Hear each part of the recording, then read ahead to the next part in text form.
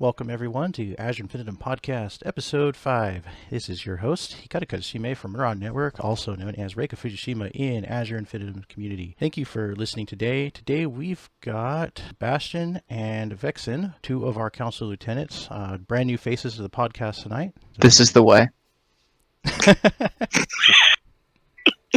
Hey everyone. Joining us with Shalindra Quartztail and Stefan Von West.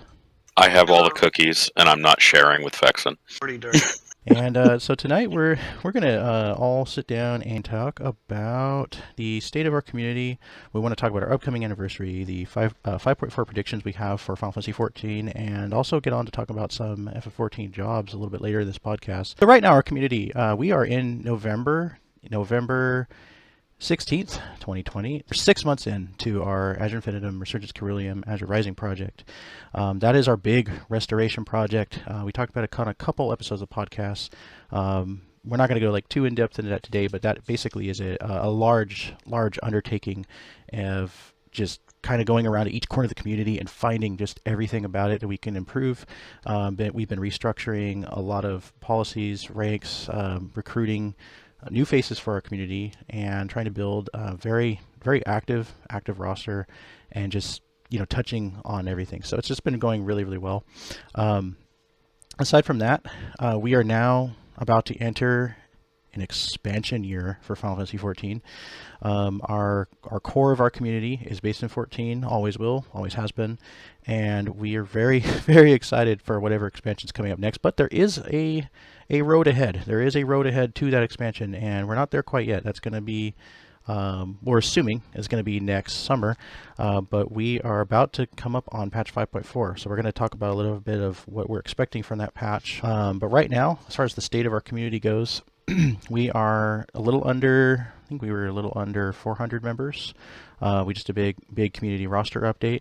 If you're in our, we haven't talked about this on the podcast before, but if you're in our community and you are noticing that every couple weeks there is a handful of folks that are discharged, that is our way of actually updating our roster to where folks that haven't showed up in a couple months, maybe 4 months, even if they're on vacation status, just haven't showed up in a while. But everybody is welcome to return. Members in Azure in the Azure FC, don't get me wrong, Azure FC can return a couple times after their first join even, and we even make a lot of exceptions, even if there's something going on. Just communicate with us, let us know. Things like military deployments, financial reasons, natural disasters, all that stuff. That's all good reasons. So just let us know. There's been a lot of questions lately about our activity policy, and I think just about everybody has always agreed that it's actually quite generous compared to some guilds out there. And we just want to make sure that our community members are staying active and at least logging in once within a couple months even. As we work on recruitment and bringing in new, fresh, active faces to the community and always keeping that fresh blood flowing, we want to start working on building the most active core that we have ever had. And we, here in Azure, we believe our core is that regular chunk of the community that you kind of always see. These are people that there might be no content for 3 or 4 months, and they're there every single day. And it's just, we want to continue to build that core and just continue to make this active community.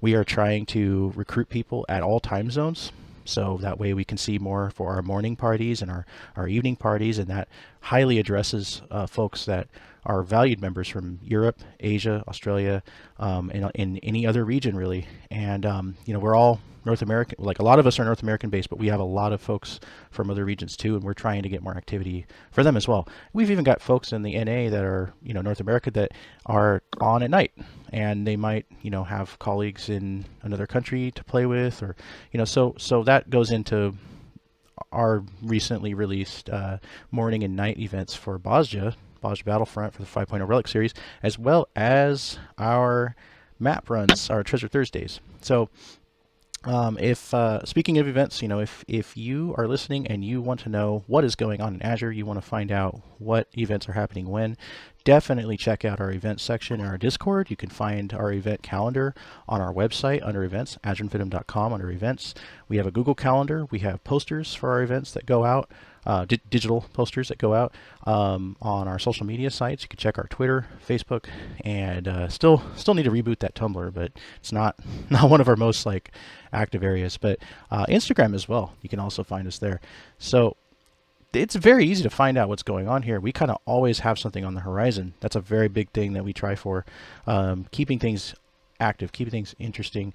And one of those big things, one of those really big ones, is actually our 6th anniversary, 6 years of Azure Infinitum, celebrating this weekend, Saturday and Sunday, November 21st and 22nd, with events that are going to be back-to-back. We've got contests, game shows, raffles. We have races. We have trivia games like Who Wants to Be a Gillionaire coming back. Full set, soundtrack, lights, all kinds of stuff. It's amazing. Happy anniversary to us. Yes. Happy anniversary. 6 years. I can't believe it's been that long. I remember we were just getting, I remember when we started planning for last year for 5th. Uh-huh. Yeah. And that was, it was one of the biggest things that we did. Yeah. Last year, 5th anniversary. 5th anniversary was fantastic. I was really looking forward to this year as well. So, and see, last year, we had a few different ideas for our anniversary Azure Day, and then we're kind of, here we are with our what we call our Azure Rising or Azure Restoration, rebuilding that active core, working on all the odds and ends, and not that we were like damaged per se, but that we have been trying to make this like great effort to improve everything and just kind of build the best community we can for everybody. And we have, quite a lot of faces that have joined us in 2020 that we didn't know last year. And it's just amazing. I think back to all the personalities that we're used to seeing every day and just thinking, wow, we didn't know that person last year. We didn't know them early at the start of 2020. And it's just kind of amazing how a lot of folks have been brought together. I mean, we've got folks that are, even higher ranked members of the community that we didn't even know last year that have come to join us. And that kind of goes into what I always try to tell people, that, Azure is, we respect our past. We are here fighting for working with the folks with us today, and then we're working hard for those to join us tomorrow. And it's kind of a labor of love here on the council side of things. Sometimes it's not always a thankless or a thanked job. It's just something that we are very passionate about doing and providing for people. And here we are just trying to make it the best place we can. That is always our focus, and our members are they are our lifeblood for this community. They are the gears in our cogs. So, anniversary Azure Day. Gillionaire. That's what I look forward to all the time. It's a great way for people to, one, expand their lore knowledge, two, make money having fun doing it. So. Oh yeah, and it's based on the real life show Who Wants to Be a Millionaire. It's going to have about, what I usually do, about 20 questions. And these questions are all 14 based. They might be lore based. They're not so much mechanic based or job based, because not everybody plays all the jobs. So I try to pick stuff that it's possible for everybody to know. Possible doesn't mean as long as you played the game. If you played the game, it's possible to know these things. Only maybe very, very few things will be like very, very vague lore, but that's like the final or bonus questions. So, and here's the thing: multiple choice, lifelines. You've got, I think we usually provide about 6 different like instead of the original 3, we provide. Let's see, 50-50, ask BFC, ask a person, and that somehow always ends up being me. Well, that's the plus. That's the plus. That's one. The plus one. Yeah, plus one. And, what am I missing? You got 50-50, jump. There's the one, I forgot what we called it. I have to look at it skip, jump. There's one skip. Yeah, you're allowed one skip in the 20 questions, but you can't skip the final question. And there is one other one that's not a 50-50, but what it does is it'll give you 2 shots at the same answer. I just forgot what we. Oh, that's right. Double dip. Double dip. Yeah. Double dip. Yeah, double dip. Yeah. So Gillionaire is a great time. Everybody that attends it loves it. I don't think enough people know about it, even though we usually have like quite the audience. Usually at least 2 rows of chairs are filled. But we put that up as a big set in our top floor of the FC hall. Like I said, there is actually like lights, music, and everything involved, just like the show. You know, when the questions come on and the lights go down, and it's like do do do do. You know. And isn't it streamed on Twitch or Yes. YouTube? it could be streamed. I think we streamed it last time. No, I thought we did too. I thought we streamed Did we? it for. I think we did. Yeah, I thought we streamed. last year. I don't Summerfest. remember streaming it. Not last year. We streamed but, it for Summerfest. Yeah, Summerfest. The last time Did we we? had it, we streamed it. Yeah, we streamed it for Summerfest. Yeah. Wow, I don't even remember. Mhm. Man, I don't remember streaming. Okay, did I stream it? Yes. Okay, Either you did or somebody else did. I know it was streamed. I might have. Yeah, Yeah. I might have. We had a couple people watching it. I might have. I haven't. It was actually streamed through Discord, so it wasn't actually a saved archive. Oh, that's why. Okay. Okay. Okay. Well, aside from that, we will have a schedule posted really soon. Just kind of fine tuning the last of things here, and that's going to be if it's not up by the time this podcast is posted, it'll be really soon after. So, just if you're listening, please check out AzureInfinitum.com. We are going to have a big program guide, a digital program for everybody to know what's going on hour by hour this weekend, and little descriptions of what each event is, and maybe on a few we'll reveal what some of the rewards are, because yes, there is a lot of rewards on Azure Day. We actually save up about 100 plus prizes, and also auction stuff too, because we usually have an auction. That's usually pretty popular, and all the funds go into funding the next Azure Day. Usually the auction will fund. Raffle. Yes. You're going to be sick of raffles. Oh yeah. It's Raffle City this weekend.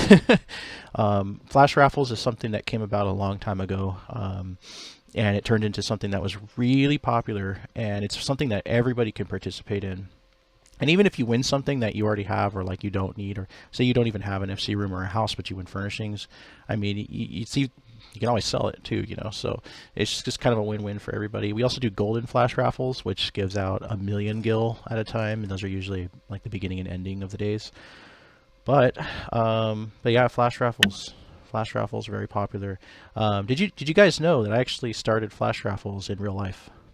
Oh God! That's how they began. That's where they came from. Wait, Yep. what? The first flash raffle I ever did was at FanimCon 2013, when I was holding a Guide to the Industry panel, and I actually had it all planned out.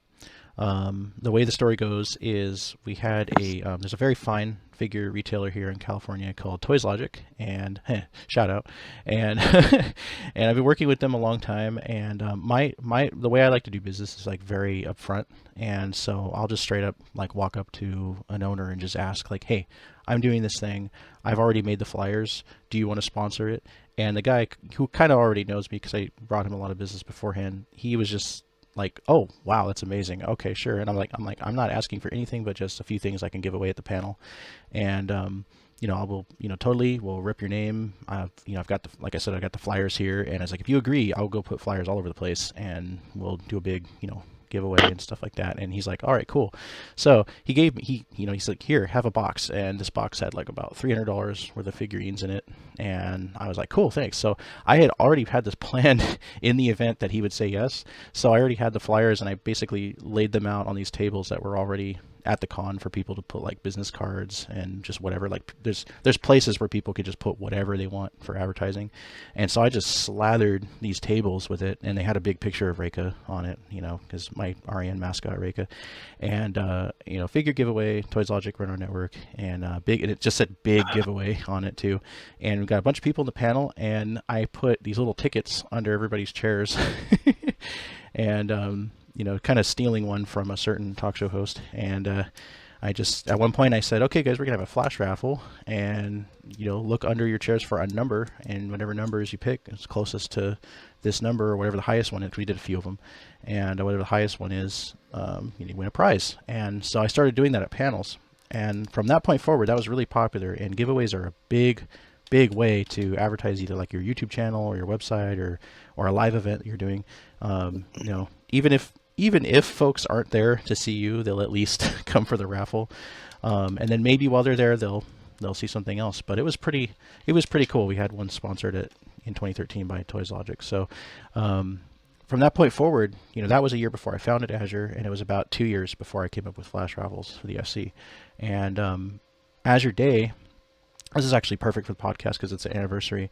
Azure Day started in 2015 in the middle of it because we had a member who had the idea, but this Azure Day that they designed was meant for every Wednesday. Oh wow! Every Wednesday was Azure Day, and we had it on the calendar and everything. Just like a blue, it was like a blue line and just said Azure Day, and it wasn't meant to be a like quarterly giant celebration. It was just a weekly day of like maybe a recruitment contest and a raffle.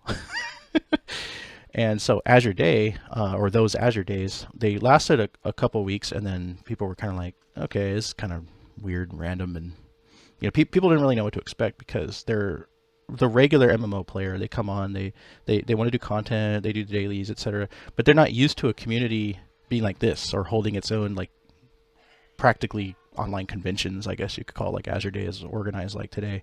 And because we do all this extra stuff, that a lot of people would never even think of. I mean, darts, we throwing ourselves at targets for for loot and all kinds of other crazy stuff. I mean, Glamour Contest. Yeah. Running naked through 60 zones. Oh, I mean, yeah, kinda... Eureka, super dangerous Eureka naked run and race and everything, and just all kinds of craziness. And so from just those Azure Days on those weeks, we were kind of like, well, what if we don't do it every week and maybe we do it every few months, but we make it bigger? And from 2015, August was one of the first real Azure Days, but it was one day. We didn't make 2 days until mid 2016. The reason we made 2 days was actually because what we used to do is we would make a list in the forum. That was the old program. We would make a list of everything happening, and then we would just kind of go through it, and however long each thing took, it didn't matter. So we'd go all the way till like 4 o'clock in the morning. God. Oh, you mean kind of like how you used to do maps every Thursday? Where maps used to have no time limit, and it used to have no map limit. So there was one guy who would show up with at least 10 to 13 maps every week. And we would go through all of them, and we would just keep doing maps, and then people would complain saying, I feel obligated to stay for like 8 hours because I joined this and somebody brings you. So we started having to put limits on those, and then we found out that 3 rounds with 3 maps at max, a piece, that's 8 times 3, so it's 24 maps per party if everybody has 3 and there's 8, is a perfect amount of time, because within 3 hours of the event starting, it's over regardless. I mean, RNG will see to that with the portals. So anyway, Azure Day had kind of started to evolve, and we started to add more events to it, and we had favorites. The Glamour Contest was usually a staple.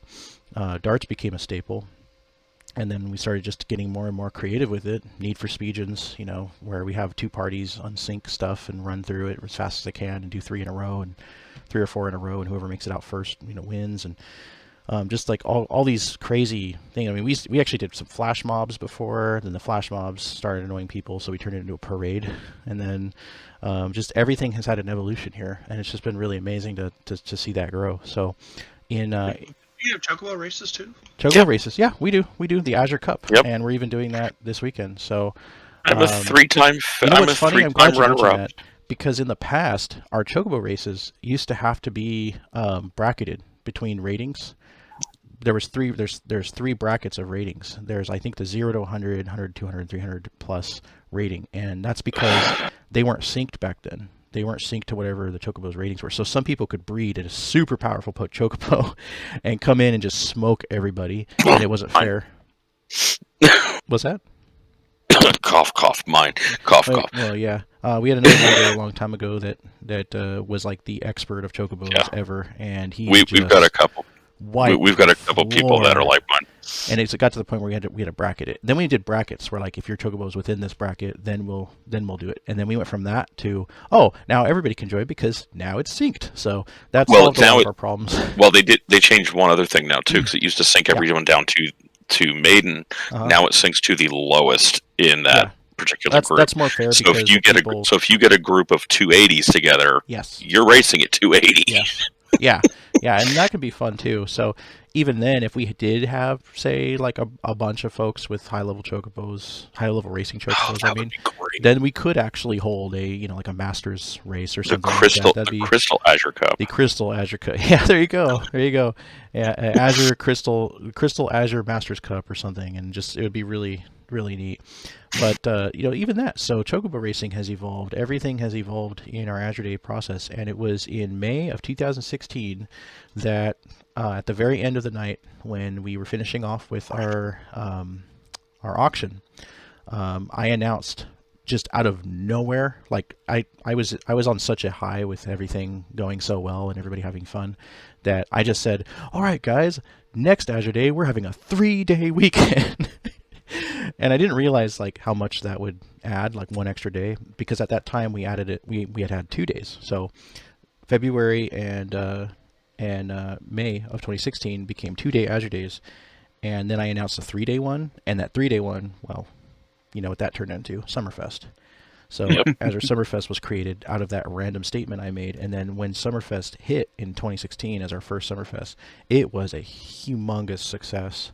And we started using Summerfest as a yearly way to introduce new, never before seen, or fused versions of favorite Azure Day events. So that's how we did Need for Speed's Riddle Race. So when you get to the next person in the riddle race, they give you a dungeon that you and your partner have to run right away, and just these crazy out of the ordinary events that were already unique, and then we would make them fusions and versions of things you would never expect. And you mean Shadowbringer's darts or Stormblood darts? Oh yeah, Storm darts. Yeah, Storm darts. That was fun. God. We also did. We were trying to do different ones for different expansions, because some people were like, well, I don't always want to be locked to ARR zones, because we're always saying, well, we do ARR zones because ARR for so anyone can join. We want to be able to include anybody in the community, and we usually 99% of it is ARR stuff, but we still will include something that does take place in Arizona. Like, we haven't done a Shadowbringers darts at all this whole time that Shadowbringers not yet, and we could technically pull that off, but if we do, I want to make sure we have a normal one as well. So lower, newbies and people that can only access ARR can also enjoy it as well. We want to make sure everybody has access for at least 99% of the content that we do for these things. But that being said, Summerfest became a regular, and Azure Day became a regular as 2 days, and from that time forward, we continued to hold them. And Anniversary Azure Day has been held since our very first Azure Day in 2015. So that was a 1-year mark, and we kind of came up with Picture Day as being part of Anniversary Month. This month we're kind of just celebrating the different things. We've got the website Anniversary on the 3rd, which if you're listening, definitely go check out the Azure FM community site. We have a scavenger hunt that's running right now, and just because it has an entry or two doesn't mean that person or those people are correct. So the winners will be revealed next month. So there's a date on there. I think it's the 4th or 5th of next month. I think so. I'll double check that, but that is when we are going to be revealing the true answers to everything on the scavenger hunt. So. Are we doing the PvP tournament also this time around? Yes, I would really like to do Azure Grand Melee, at least the 1v1 tournament this weekend. I don't know if... See, we took the full Grand Melee / dual tournament event out of Azure Day some time ago, because we wanted to make sure that we had enough time for everything else. We would allot about 2 hours. Like 2 hours is that bracket for a bigger thing. We also do this with conventions. We have the 1 hour and the 2 hour bracket, and then we start and begin at like the 5-minute mark. So usually an hour will mean 55 minutes, and 2 hours will mean an hour and 55. And it takes longer than 5 to group these. It takes longer to group these, and it's just kind of a process where it's more of a setup. It's more of a setup process than the other things, and so we'll go deeper into the night and deeper into the next bracket when we try to do too much. So the 1v1 will be much quicker to set up and doesn't last as long as the Grand Melee plus 1v1. However, changes could come. We could easily reconvene on discussing that before we get there, and then when we get there it could be even better or different. So just like I said, stay tuned to what happens on AzureInfinitum.com's Anniversary Azure Day Weekend post. The official post for Anniversary Azure Day Weekend 2020 will have the full lineup on everything and the full lowdown on what's happening when. But just keep in mind, some things are subject to change. So we will, I think here among us, we'll talk more about the the Grand Mailing and stuff, and some few things like that, how we're going to facilitate it and stuff, and final planning before we get there, for those that can attend and help. But we're not gonna say anything too final on how that's going to run just yet until we finish talking about that. So anyway, this weekend will also feature our Glamour Contest. Halloween, we held the Azure Saints Wake. That's a pun on the All Saints Wake event in Final Fantasy XIV. We held a Glamour show, but we are doing an actual contest this time. So get your costumes, your skits, get them ready. We want to see some of your best glamours and put them on stage. We're going to be using Akio's stage again. It was perfectly set up for something like this. Yeah. Yep. To get in there was a little unique. It was a little unique.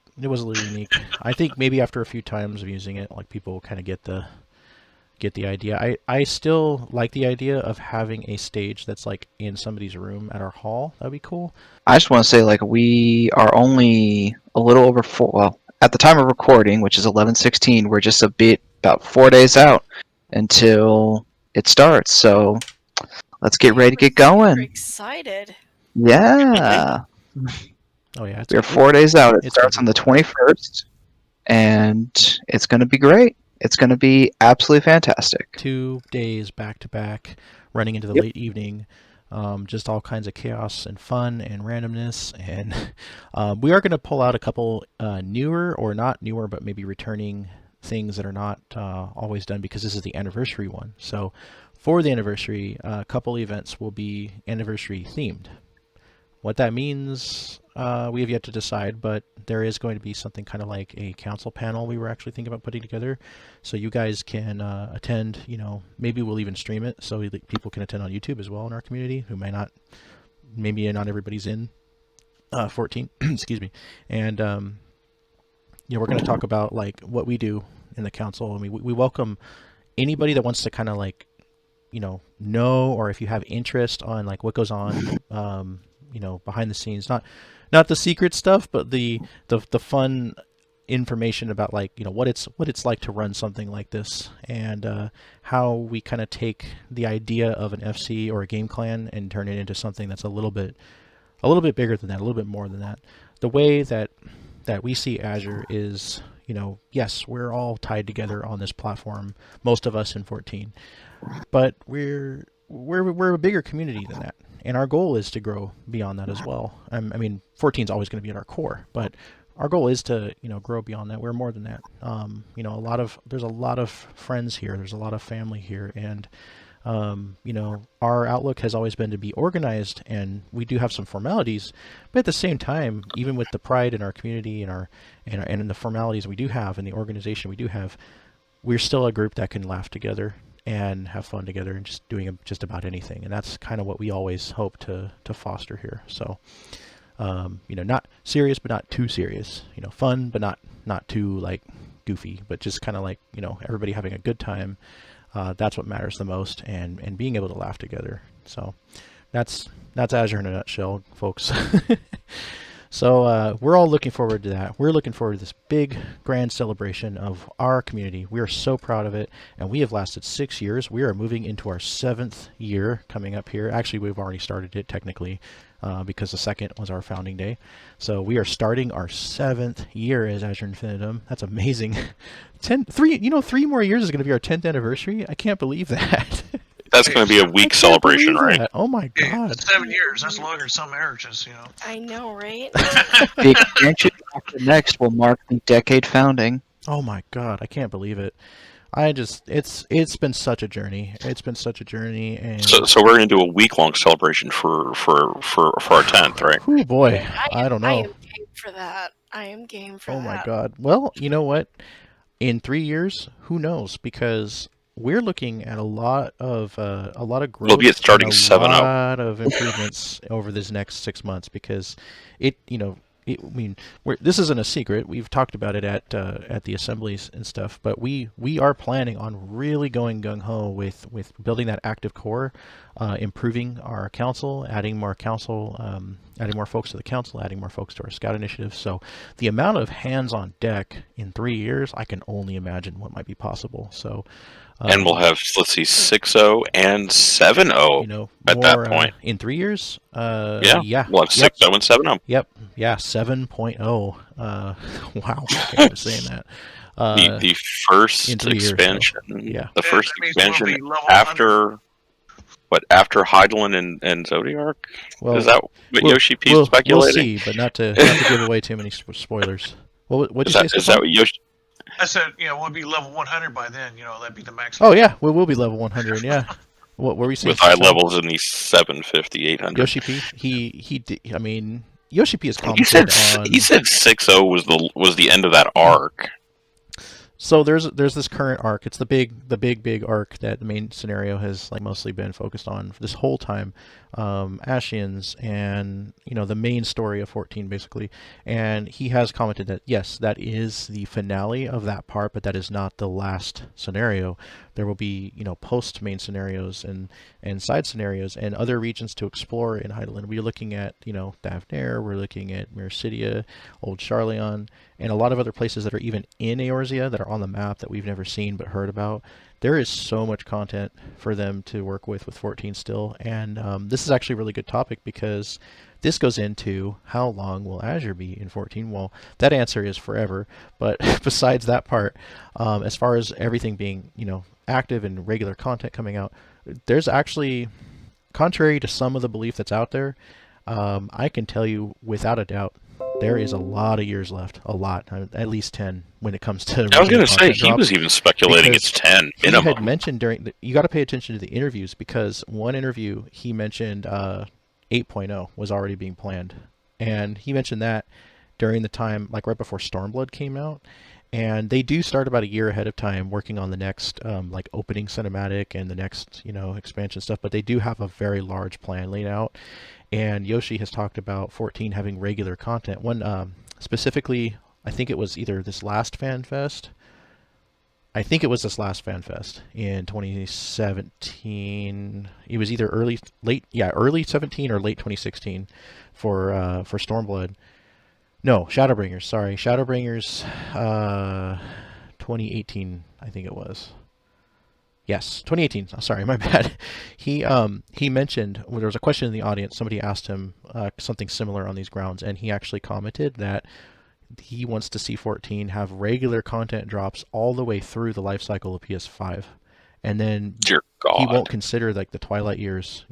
Those are the years where content becomes a little less common, and then kind of like where 11 is at right now. It gets an update every year or two. It's like an almost expansion, like the one they just got. It'll kind of be like that, but not until after PS5 becomes old. So that's 5 or 6 years even from now. Yeah, but Sony officially has an 8-year plan for every console. So what the heck, And then also Yoshi said that 14 was built to be adaptable and continue to grow and adapt to technology, like we've already seen it happen from PS3 to PS5, and now, I mean, not that there's an official PS5 version, but there will be, and every step of the way with PCs, going to where now we're only 64-bit and everything, and I mean, it's amazing that it's that adaptable. 11 was not that adaptable. They were working on like a harder infrastructure in PS2 technology. It was hard enough just to get that thing on the 360, much less, and now they've dropped console support for 11, and it's still running on sorry for that Windows sound, listeners. It's still running on PC and just got a big like I said earlier, a expansion like update. But anyway, moving on from that, just to reassure everybody, this is nowhere near the end of 14's content.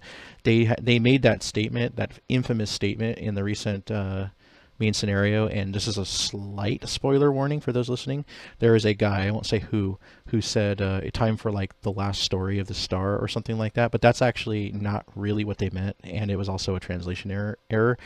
They were kind of saying, when they were actually talking, they were kind of saying something that was more on the lines of like time for a like the, what was it, the biggest tale of the star or something like that, or the finale of this saga of the star or something like that. There was something, I forgot the actual translation. I should know it, but I forgot what it was officially, and they weren't meaning like this is the final expansion ever and now we're going to drop it. Like, that's how a lot of people took it, and that's totally wrong. It doesn't go with anything that Yoshi has said.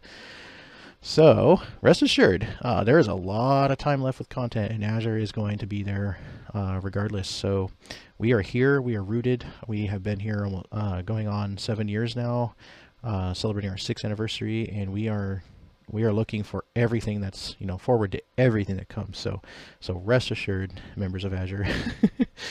And okay, so speaking of patches and all that, in 2 weeks roughly, we've got 5.4 coming. Nice segue. Yeah, 5.4 patch 5.4 is on the way. We are. I don't know has there a date yet? No date set yet. No, but the live letter's the 27th. Okay. Is that right? I'm not sure about that. The 28th, 27th, something like that. Yeah. Anybody want to look that up? Just while we're talking. There is a patch. We know from recent information that there is a patch on the way. We don't have a date yet at the time of this recording. But we did want to take a minute here to talk about some speculations. And I'll let you guys speculate. 27th. 27th, for the live 27th. Letter. Okay. The live letter part 61 set for November 27th. All right. So that live letter, that's big stream from the developers. Going to be giving us probably our best look at 5.4 before the patch. 5.4 preview 2 and miscellaneous updates. What are you guys looking forward to the most in 5.4? Honestly, go ahead. Was Emerald Weapon this time around? Emerald Weapon, okay. Looking forward to that, and also to see where the story goes now that we're technically done with this expansion's main story. Okay. I know, not for myself, but I know a lot of people are looking forward to the level increase for Blue Mage to 70. Oh, I didn't know about that. Yeah. Interesting. Yeah, that was one thing that a lot of people have been talking about. Okay. Maps. Maps? Map updates. Yeah. Wondrous Tales maps. book updates. Eden 9, 10, 11, and 12. Yeah, I mean, there's a lot coming that a lot of people are looking forward to. Death Pain, yeah. I think we're gonna, fight Xenos. Yeah? Think we're going to fight him in 5.4? Yeah. Yeah? Pretty much. It could be climactic, I bet.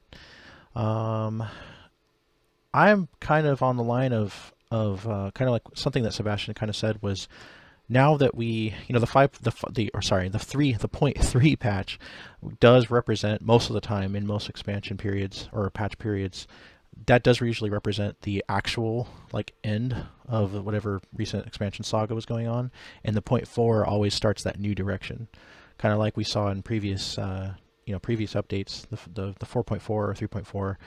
I remember 3.4 was what was it? 3. No, I'm sorry, 0.3. My bad. With previous series, fumbled that one. With previous content drops, we actually saw the 0.3 patch be a sort of an ending to whatever the recent expansion period was about. With 3.3, we saw the final fight with Nidhogg on Steps of Faith, Final Steps of Faith. 4.3, I also can't remember the top of my head, but that was also something that ended most of Stormblood and started moving that new direction towards leading up to Shadowbringers. So with this, I want to see, what is that new direction? Are we going to start moving towards Garlemald? Are we going to just go somewhere else? I see the story kind of hinting that maybe Thavnir will happen. I don't know. Maybe a lot of people have Cydia. been wanting to Go to the moon. Cydia. The moon. Yoshi made a comment at FanFest. He actually, somebody asked about the moon, and he said not this expansion when he was talking about Shadowbringers. Yeah. Yep. I've heard 6. And I remember from, watching that going, Yeah, me too. And then we know from the lore book as well as the game that the moon is literally, and I think this is known pretty, I don't remember if this is known pretty early on, but it is in the first lore book, which came out way before Shadowbringers. This was during the end of Heavensward.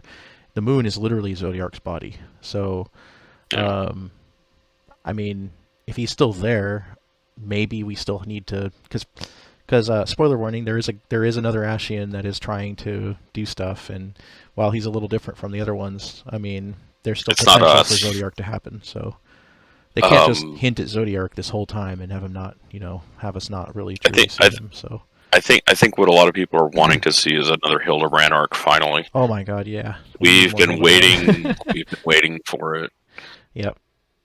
and it's been hinted at. But Yep. again, Well, we'll see what happens.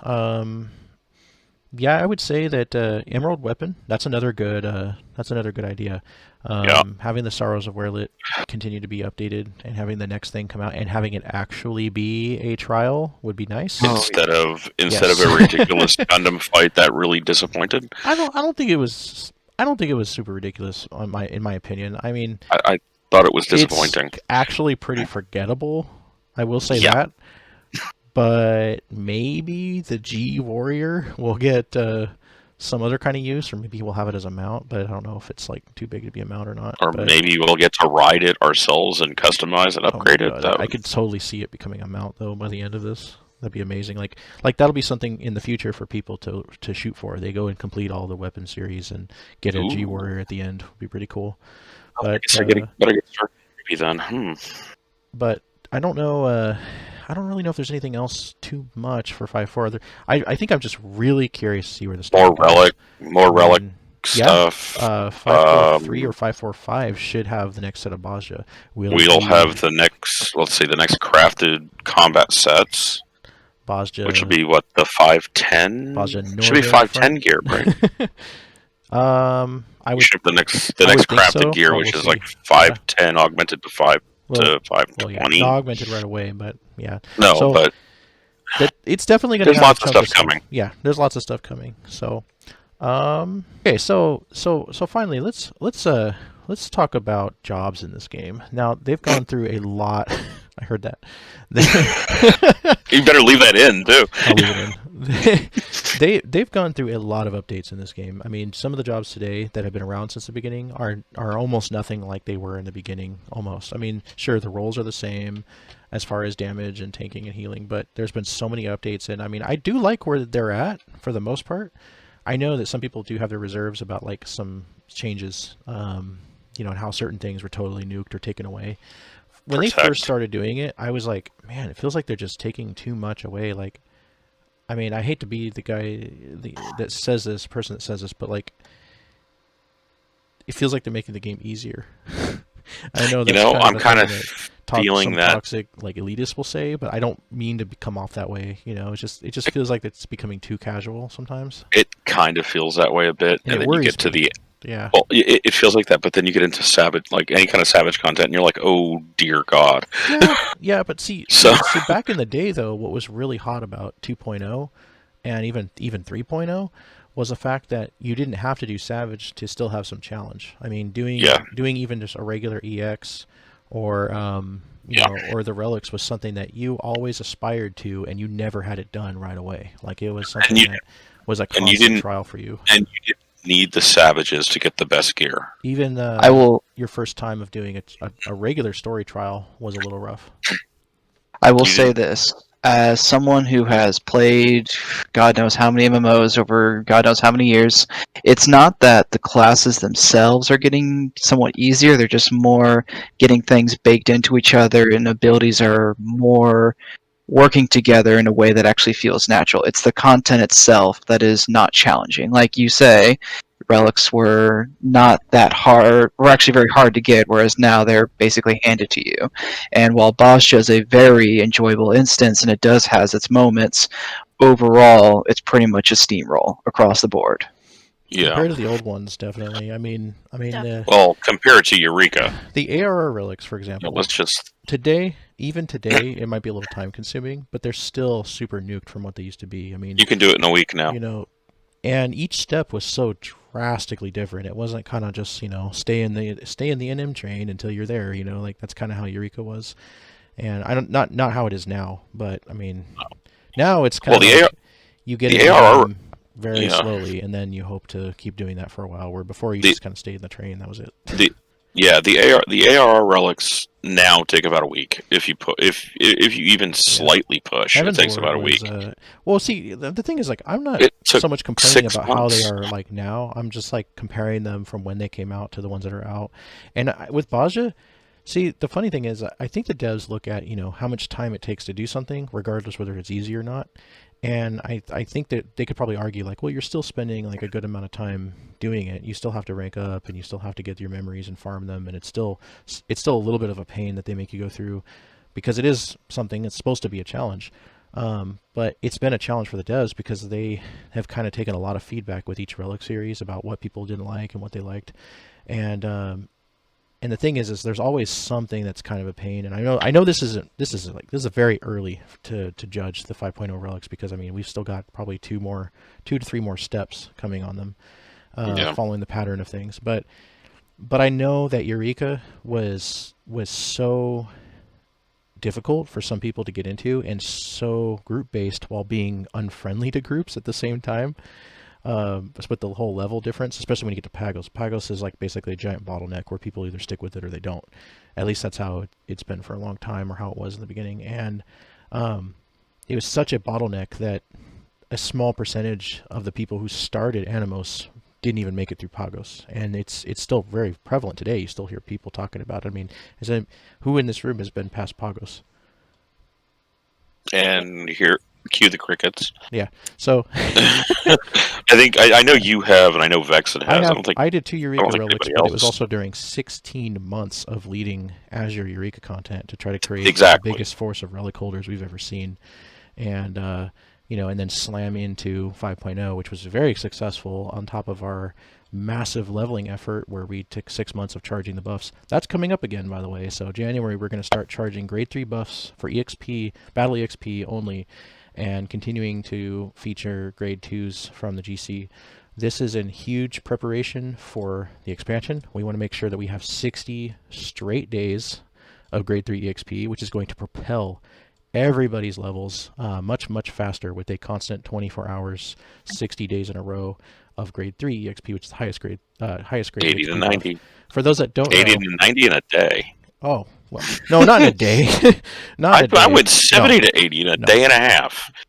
9 one day though. It's not an expansion launch. No, at expansion launch, I did it in 26 hours. 26. I did it in 26 hours. I went 70 to 80. Okay. Well, it is very fast. It is very fast, and a lot of at this stage in the game, there is a lot of folks with a lot of jobs at 80 or at least more than one. And for those that don't know, what this is in comparison to is the fact that it actually takes us as the council 3 real-life days to get 1 grade 3 EXP buff, which is higher than anything that you can obtain. You can't obtain grade 3s anywhere but when you craft them in the FC workshop and then charge them ourselves for 3 days. And we're pretty good on keeping it up. It's a team effort, and we take them off, we put a new one on, and we keep them crafted. We craft up a couple months worth at a time. And doing that for 6 months, something we found out early 2019 when we started this, or it was end of December 2018 or early 2019, I can't remember. 6 months of doing that and keeping it to a schedule and just being on it.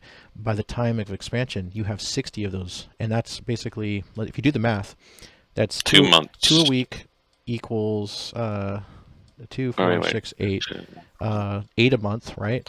So if there's 8 a month and there's 2 months, that's 16 of those buffs go off over 2 months versus 60 of them. That's a huge percentage increase that we're going to have for expansion launch. So we did that successfully for Shadowbringers, and we saw so much activity. We saw people joining from our high rankings. We saw them leveling. We saw a massive amount of relic people that were flying through the expansion without having to upgrade their relics and then coming back and helping other people through it. All of this contributed to such a percentage of activity rating. We took 10th in the world in the world rankings. We took 10th in the world rankings, and we'll never forget that. That's one of our big achievements. And breaking it down just a little further, and then we'll move on and we'll finish up here. Being in that spot was a proud moment, not because we're elitists. We're nowhere near elitists, but it was proud because it's truly a testament to showing how active a community is. And there are 82 servers, which means there's 82 number 1 FCs. So if you're actually outperforming 72 other number 1 FCs, you're basically at the top because everybody at that level has almost the same credits. So it's kind of like 10 number 1s. So we're very, very proud of that moment in our history. And we're used to mostly always being at the top in Midgard. We're usually in the top 3. Sometimes we'll drop down a bit, but and I should have probably mentioned this during the State of the Community segment earlier, but the the rankings, that's always something that we keep an eye on. So we may have talked about this on a previous episode, but that is our way to gauge activity here. And everything that you guys do in the FC, everything that you guys do, from leveling to raiding to clearing things to crafting, and one of the biggest ones is turning in equipment to your GC. So when you get Grand Company seals, you're directly giving us credits. It's very, very nice. And that helps our rankings. When our rankings are higher, sometimes morale is higher, sometimes more people join just naturally because of them, or it gives us more credits for FC buffs, which we do kind of have a never-ending stream of. But regardless, it's just a very healthy system. So, if you're the type of person. Yeah. Go ahead. I was going to say, if you're the type of person to check the lodestone on rankings and you check the weekly, and one week you see some random 10-person FC at the top and you're wondering what happens, well, that's just because the way the weekly rankings is set is that if you clear high-level content like Savages and Ultimates on a pretty consistent basis, you'll get rewarded a lot more than FCs with a variety of content running. Also, if you which buy is why it puts you at number 1. Exactly. Which is why you always keep an eye on the monthly more than the weekly, because the monthly is a better gauge of what goes on. We will sometimes look at the weekly to predict the monthly, but we won't judge our community based on the weekly. It's just such a fluctuation. Yeah, and, I usually only look at the monthly because it's been a better predictor. And the Sky Builders series, whenever there's a Sky Builders challenge, like the whole Saint of the Firmament thing that happens every now and then. The very last one is coming up soon. Whenever that happens, oh my god, like the rankings go crazy because crafting and gathering is a big and it skews badly. The weekly skews very badly with that. So we don't want anyone to see us drop to like 9 or something and think that something has happened. What you need to do is actually look at the numbers and look at the numbers of when we were like at the top, and those numbers are going to be the same.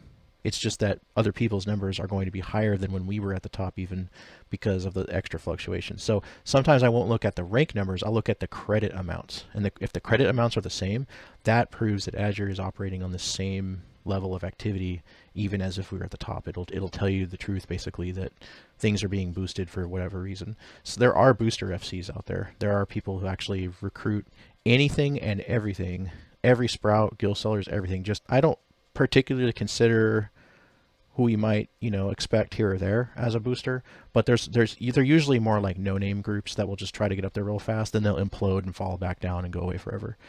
So I mean, we keep our recruitment open, but we're not like we never want anyone to think that we're like desperate or anything like that. We're doing it to keep the FC healthy and keep fresh blood flowing, because there's always going to be a stream of folks that fall off the deep end and just kind of go MIA. That might have been maybe a lot of the ones I look at their levels before I discharge them.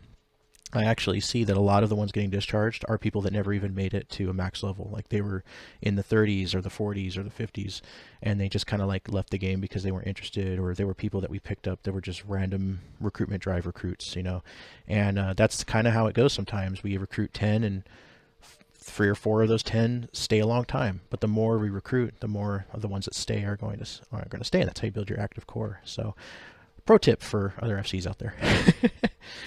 So we were talking about jobs. Yep, back to jobs. Yeah. Let's see. Let's one at a time. Let's just name our favorite jobs and what we like about them, and then we'll wrap it up. Okay, I'll go first. Okay. My favorite job is a tie, but I'm going to have to go just lean towards Dragoon, simply for the fact is that I've always enjoyed spears and like lance type weapons, and the whole aesthetic of being a dragon rider carrying a spear, and like you are the very few mortals that all dragons whisper in fear of. It's really cool. Such a badass concept. Then I gotta go. My second favorite would be warrior, simply for the fact is that big axe, fell cleave, and who needs a healer when I can just press nascent flash? Yeah. Does that fell cleave come with emotes, Sebastian? No, but I do scream in my head, and I also play the Doom song whenever I play. So, one Just go. That's awesome. Those are my two favorite jobs. I've always focused like basically strength-based classes up in personal. While I have been falling in love with machinist simply for the fact it's pew pew, I don't really foresee myself really sticking with it the way I do Dragoon and Warrior. All right, how about you, Shell? I've got three, so and anybody that knows me knows I rotate between all of them. Although I've got a fourth one that's getting there now. I mean, my current mains right now are Samurai, Dragoon, and Red Mage. And Red Mage, yes, excuse the pun, the versatility of it, because you have the range magic, the melee physical, and then here I can res an entire party from the brink of disaster, faster than you can blink. That's one of the things. But with Red Mage, with me, it calls because the primary weapon is a rapier, and I've been using those for 30 years of my life, so it really calls to me. Samurai is one of my biggest, though.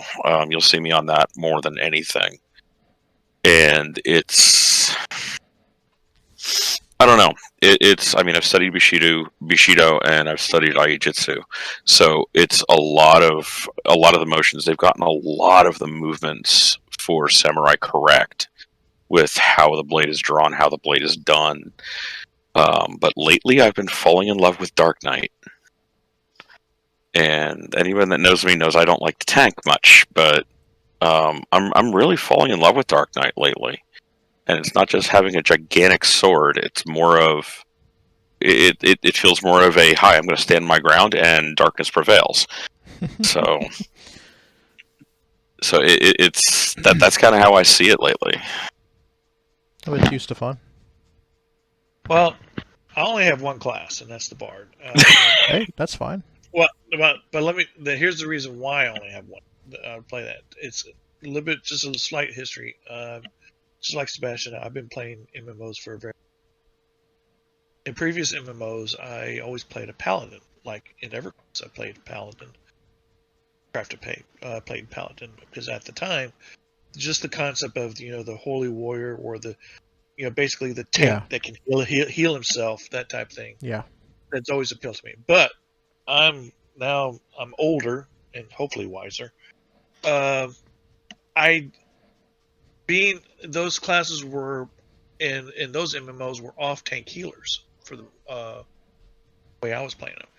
And to me, healing is very stressful. So I said, no, I don't want to do don't want to be a tank, don't want to be a healer. So I said, I just want to do DPS. So I wind up saying, Archer, range DPS. And so I just stuck with it. And I like it. And for me, is an advantage because one, now that I've played with it, I don't have much time to play other classes. Yeah. So I stick with it, and I'm comfortable with it. But the main benefit for me, since a lot of times I'm a primary caller for our raids and other events. Oh yeah. I'm in the background, standing back near range. I can see the field, so to speak, and direct people and point out. It's because think of it. It's kind of hard to be the call out for a raid if you're writing. All you see on your screen is the boss. If you're the main tank, Mm-hmm. and you're keeping your That's rotations. true. Yeah. Keeping your rotations and trying to keep aggro and all that kind of good stuff. So that's the reason I stick with it. And to me, I like it. That's the one thing I do is one. And since I have an excuse, I tell you what, it is a lot better now that I don't have to do the action to increase everybody's mana. I think it was Mend or something like that. I can't remember now what it was. Mage's Ballad? No, it was an actual action that we can cast, and the whole group, everybody's. I can't. I'm not super familiar with Bard myself, so. Yeah, it was not I a have song. one, but. Yeah, it was an action. You get to click on it. And it increased but it's on a cooldown, like a 2-minute cooldown or something like that. But it was one of those. But usually when we did, we had a call out for the healers to call for it, and so Okay. that made the job less stressful since they removed it. Well, for those listening, if you know what action he's talking about and you want to let us know, go ahead and put it in the comment section below. Bard and Machinist are really, really good for being those like observatory raid leader type jobs, because it's just such a, like he was saying, like, being in the background and or further back in the fights, and then just being able to kind of like look around and see everything and keeping that rotation going. Like, it's really good for that. So if you're listening especially and you're those actions where you raid get the leader little type. marker over your head. Yeah. A Makes that lot of easy to see people too. don't say- Yeah. Yeah.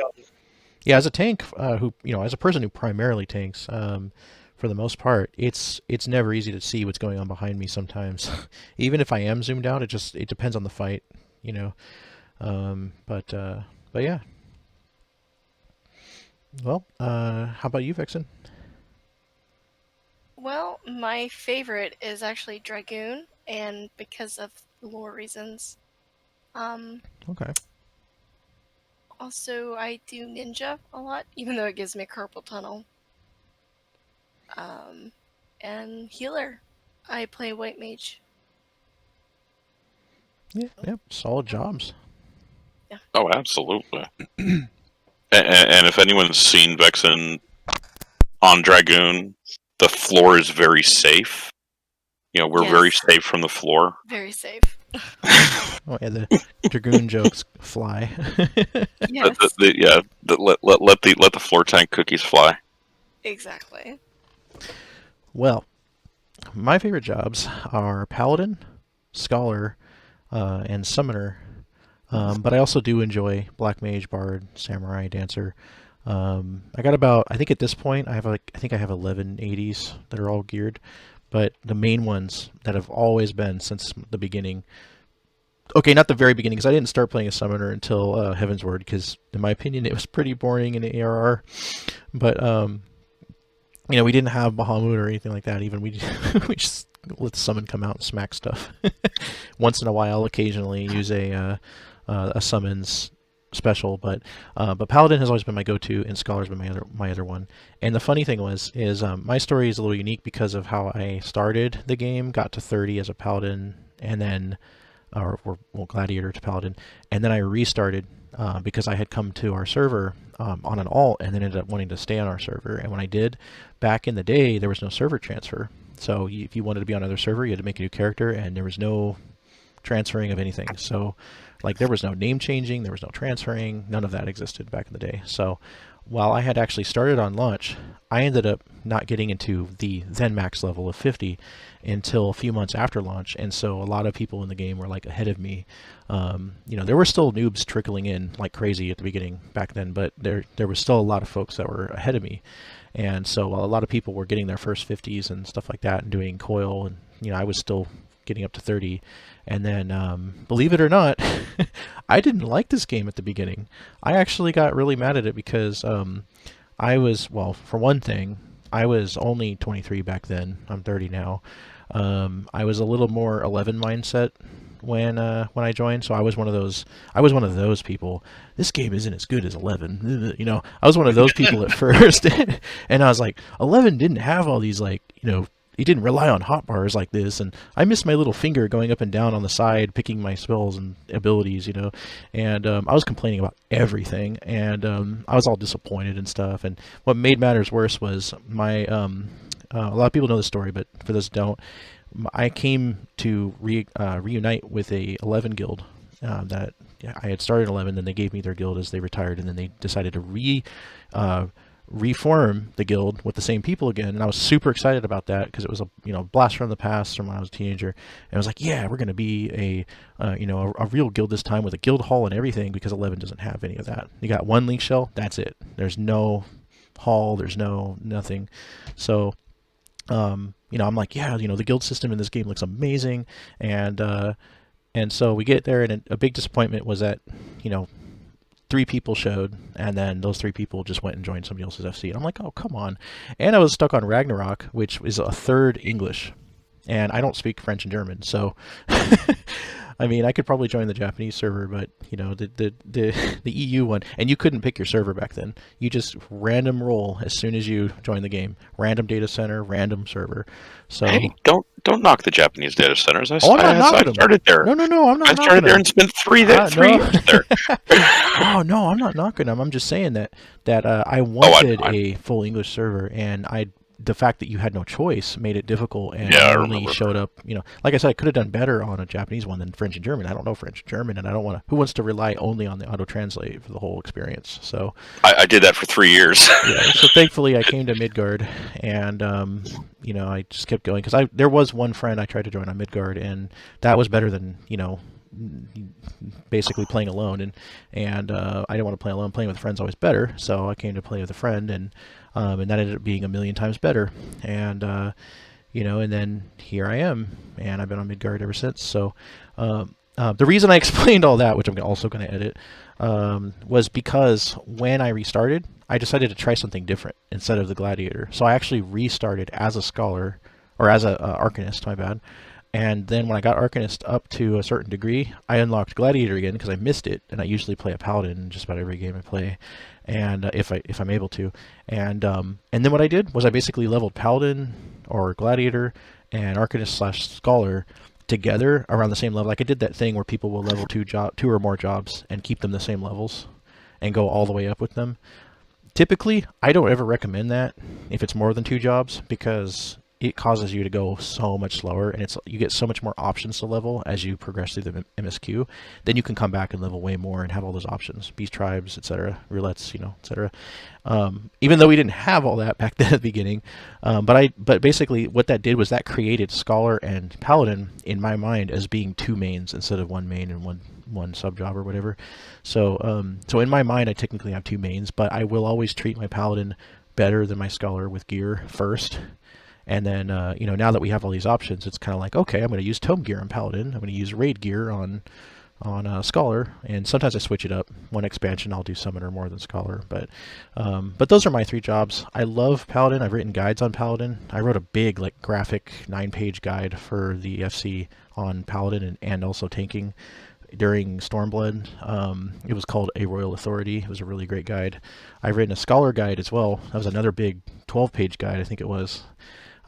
Just totally assessing the Scholar job down to server ticks. I mean, it was like really in depth, but now that we're in a new expansion, so much has changed. Some of it can still apply. So if you've been in the community for a really long time and you still have those, I mean, you can always brush up on some of the skills, you know, some of the tanking and healing skills I presented there. But Scholar's toolkit as a healer, I just have to say this. I have a pet peeve when people rip on Scholar because they'll say, well, Scholar's not a real healer and everything. I'm like, come on, like it's a preventative healer, and if you're good at it, you can get the enemies to heal you. You could put up shields that, you know, will basically go like things like what is it? Wow, now I'm having a brain fart. Excogitation is basically a healing bomb, you know, and you've got, you know, a lot of preventative shields and things like that are incredible. I think it was during Stormblood that it would actually cause some of those shields to heal them, but I don't feel like Scholars changed too much in Shadowbringers, and I feel like the AoE that they added for it is really nice in some occasions. Paladin is an amazing toolkit for a tank.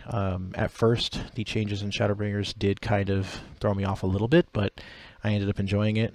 Now I've finally gotten used to not having flash. I mean, oh my god, 6-7 years of using flash, and then all of a sudden it's gone, and I have to like go, oh, okay, so now flash is, you know, that what is it? This, wow. Total Eclipse is basically a flash now, with the other one in combination. So there's one that procs, and I still can't remember the names very well, and especially not off the top of my head randomly sometimes. That's a fault of mine when it comes to jobs, but yeah, so that one, and then Summoner is a blast. People were complaining about Summoner having too many buttons to push back at the beginning of Shadowbringers, and then they changed it to have a couple of them a little different, even though there's still a lot of buttons.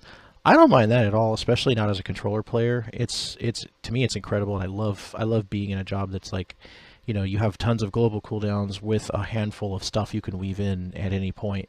You know, it's just it feels good, and by the time your whole rotation ends, you're not just kind of shooting off ruins for a few minutes. You're actually getting into a whole nother new batch. So especially with the addition of the Phoenix, has been really nice. So I I also don't know play- I don't know how you do it on a controller. Yeah, I don't know how you guys do it on I've, PC. I've been Oh, doing but MMOs Jesus. on PC since when it's keyboard and mouse, or for me it's programmable keyboard. I rarely use the mouse, and I say I don't know how you do it on a controller. It's easier. You have 16 actions at a time, and if you use the W bars, you actually get a I think it's like 20, 21, 22 actions a bar Yeah, per but bar instead that's- of 8. Yeah, but you only got 2 thumbs, you know. You don't Yeah, you don't like- you don't even use your, well, I guess you do, but well the funny part though, like when I think of healing on PC, I think of like, you have to use the mouse, click a person, heal. Use a mouse, click a person, heal. On I controller, don't do that. what do you do? I use F keys. Yeah. Well, here's the thing though. In my mind, the F keys are horizontal and the names are vertical. And as a visual person, that throws me off. In the actual controller version, I'm thinking of the D-pad up and down, and I just push up or down. And when you press up or down, it starts at a certain point in the party list and just highlights them. And you just press, it's like, oh, the person I need to heal is 4 clicks down. So I just click, and then heal, and then click You're just back. making it too hard. Just use mouse over macros. What's that? Basically, you hover your mouse over the frame and you press the key associated with it. Oh, well. Oh, well. Yeah, well, But see, that they have that in the 14. Yeah. Okay. I have a PC version as backup, but I can't do Are it. never on it. I can't do it. And it's 22 inch HDMI 1080p screen versus my 4K 70-inch TV with sound system and everything. It's kind of an easy choice there for me. But I started on PC. I played PC all the way until right before Heavensward, and I switched to PS4 and never went back. So I'm still using the same keyboard I've had for 15 years. Is the Logitech Yeah. with the 3 banks of 24 programmable keys. Yeah, the 510S. Yeah. I finally actually, retired mine. It's not even an S. It's still the original 510. I retired my 510S. I have 2 backups. Okay. I cannot play any other MMO without this keyboard because and all the stuff that I do, the way I play, everything is done on those 20 bank of 18 key or 18 keys. 18. Yeah, it's 18. 3 banks of 18. Yeah. Yeah. So I do everything, and I use my right hand. I use the cursor keys to move around, but my left hand is all my action bars. I have everything, and I use practically all the 18 keys for all the actions. Yeah, before I switched to the keyboard I have now, I did the same thing with mine. I had 2 sets of macros. So yeah, I used M1 for Samurai, M2 for Paladin. Yeah. Or no, M2 for White Mage, excuse me. my full experience is kicking back in a chair, have my keyboard on my lap, and my controller in my hand. Like, nothing beats that. But you know what's going to really grind your PC gears? When I do get on my PC, I still use a controller. I know. I use the Windows controller. What's that? So let me just reach through the computer real quick. Erase the computer? What? Reach through the computer. Oh, reach- Just let me just reach through and just grab you real quick. Yeah. But no, it's PC. But Oh, yeah, it's funny because one of our members in FC chat earlier, was it today, was talking about how they couldn't figure out how healing worked on a controller. Oh, I saw that. Yeah, I saw that. And I saw that and I thought to myself, and I'm like, it's so simple. You just go up and down on the D-pad and press heal. I don't yeah, I play on PS5, but like I don't use my controller. I use a mouse and keyboard for Oh, it. really? So You have a PS5? not 5, 4, I meant. We Um, had one person playing on PS5. They were just basically using the PS4 version on PS5. but no, I don't I see thought we had more than one now. I thought we had like 2 or 3. Well, one that I know of, at least. I don't know if there's more. I was gonna say I thought we had 2 or 3 now. Sorry, what were you saying, Vixen? So I don't see how healing is a thing on controllers. I couldn't do it. Like that's just too much stress. Well, okay, so I describe it this way because this is the pretty much MMOs I play on my computer. I use a keyboard and mouse. Everything else, like say Assassin's Creed or Mass Effect or anything else, I use a controller. So yeah. Well, I still feel like on whether it's on PC or whether it's on controller, healing will always be high stakes whack-a-mole. Yeah. Yeah, it would be. It's the best way to put it. Can definitely see that. Alrighty, well, we're gonna go ahead and end this episode here tonight. If you've been listening this whole time, we really appreciate you. We are going to have these out a little more regularly. We want to remind everybody to check out Azure Infinitum on Twitter, Facebook. We also have a Facebook group. We would really like to see more folks posting in our group again. It's just kind of the group so far has kind of been a clone of the page. I just share things straight over to it. But a lot of people forget that the group for years has been a place for folks to post like, things that are just kind of like, I don't know, probably like, I actually don't know because it's very random. In our Discord kind of takes care of those same things now that I think about it. I didn't really think about that until just now. But Discord kind of killed the Facebook group, but there's still some uses. There's still some ways to get reminders and things too, and it doesn't hurt to have some of those extra reminders if you're on social media. I know not everybody uses it, and some people use everything, so we just kind of want to make sure like we're spread across some of the most useful areas. Our Facebook events page on the actual page for Azure Infinitum will continue to be updated. We will usually share a bit of content from our community also from the official 14, and we do the same thing on Twitter as well. So you can, in a way, follow both. Follow both accounts by all means, but you can always check in Azure Twitter too to find out some of the latest updates, and then see also what's going on in Azure. I wish Twitter had actual event page like Facebook did. That'd be really useful. But other than that, we just want to remind everybody that we do have those presences there as well as on our Instagram. Don't forget, if you haven't yet, register over at azurefm.com. azurefm.com. That is our community site and forums. Don't forget that's also where you can always find our rules charter. Right now we are still running the decor contest for fall 2020. We need more votes. We need folks to go there and check out all the collages that are just they're beautiful collages of everybody that has entered into the room portion of the contest. The estate version is going up soon as well.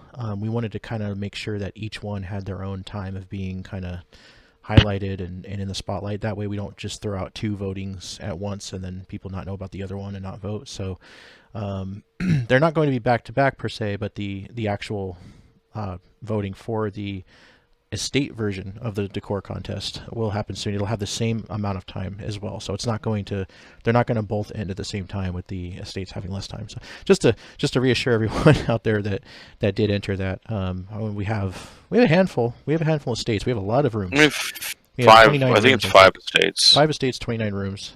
So just to reassure, and for those who didn't submit one but are waiting to see what kind of really nice creativity came out of both sides, and also for the estates, just stay tuned and check into azurefm.com where you can now sorry, I'm going to edit that. Check into azurefm.com where you can go ahead and vote on one of those, and then the other one's going to come up. We also have the scavenger hunt going on, so that's celebrating our website anniversary as well. So thank you everybody for listening, and we will see you on the next episode.